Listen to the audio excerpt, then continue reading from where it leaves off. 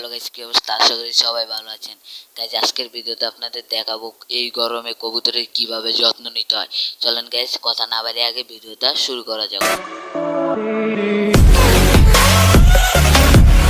Guys, ফার্স্টেই দেখাবো আমার উপরের লফটের আপডেট। গাইস, আমার উপরের লফটে কোনো আপডেটই নেই। আর এই যে দেখতে পাচ্ছেন, এখানে আমি স্যালাইন যুক্ত পানি দিয়েছি। আর আপনারা এই গরমে আপনারা স্যালাইন যুক্ত পানিটা কবুতরকে দিতে চেষ্টা করবেন। গাইস, আমি পরিষ্কার পানি, তার উপরে আবার স্যালাইনের জলটা দিয়েছি। গাইস, আমার উপরের লফটে দেখানো শেষ, এবার আমি নিচের লফটে দেখাই। গাইস, ওই যে দেখতে পাচ্ছেন আমার কিং কবুতরের জোড়া। আর গাইস, নিচে আছে আমার প্যান্ডেল কবুতরের জোড়াটা। আর গাইস, এই যে এই সাইডে আছে আমার পানির ফিল্টারটা। গাইস, এই যে দেখতে পাচ্ছেন পানির ফিল্টারটা একদমই পরিষ্কার পানি দিয়েছি।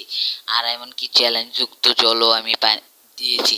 কবুতরকে আপনারা পরিষ্কার পানি দিতে চেষ্টা করবেন এবং কি চ্যালেঞ্জ যুক্ত জলও দিবেন, অথবা চ্যালেঞ্জ যুক্ত জল না দিলেও আপনারা লেবু যুক্ত জল দিতে পারেন।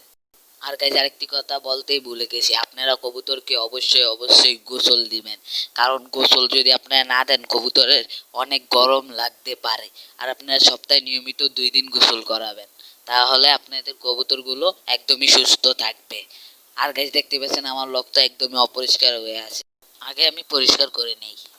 গাইস, দেখতেই পাচ্ছেন আমার উপরের লবটা একদমই পরিষ্কার করা শেষ, এমনকি কবুতরের খোপগুলো আমি পরিষ্কার করে দিয়েছি। এবার আমার নিচের লবটাও আমি পরিষ্কার করে নিয়েছি, দেখতে পাচ্ছেন পুরো লবটা পরিষ্কার। আর গাইস, আমি আমার কবুতরের যে বাসাগুলো, ওই বাসাগুলোর কেরেটির নিচে আমিও পরিষ্কার করে দিয়েছি। দেখতে পাচ্ছেন নিচে আমি একটা বস্তা বিছিয়ে রেখেছি। বস্তা বিছালে উপকারী হয়। আর বস্তা বিছালে সুবিধা হয় কি, এই যে কেরেটের ভাগগুলো দিয়ে আপনার কবুতর যদি বাথরুম করে, আপনি বস্তাটা নিয়ে ফেলিয়ে দিতে পারবেন, ফালিয়ে আবার নতুন বস্তা বিছিয়ে দিতে পারবেন। আর গাইজ, আমি সামনের বস্তাটাও পরিষ্কার করে বিছিয়ে দিয়েছি। গাইজ, আপনাদের আমি আরেকটি জিনিস দেখাতে ভুলে গেছি, চলেন গাইজ আগেও জিনিসটি দেখে আসি।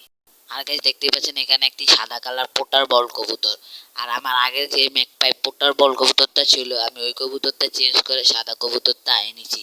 কারণ আগের আমার ম্যাকপাই পোটারটা ডাকটা ছিল না, তাই জন্য জোড়াতেও মিলটা ছিল না। আর আমার এই কবুতরটা আনার সাথে সাথেই জোড়াটা নিয়ে নিয়েছে। তারপর আরও 2 দিন আমি একসাথে রাখবো, রাখার পর দেখবো জোড়াটা কি মিলে কিনা। তারপরও আমি কবুতরগুলো এখানে রাখবো না, আমার লবটা আমি রিলিজ করে দেব। আমি 2-1 দিন রাখবো খালি জোড়াটা মেলার জন্য।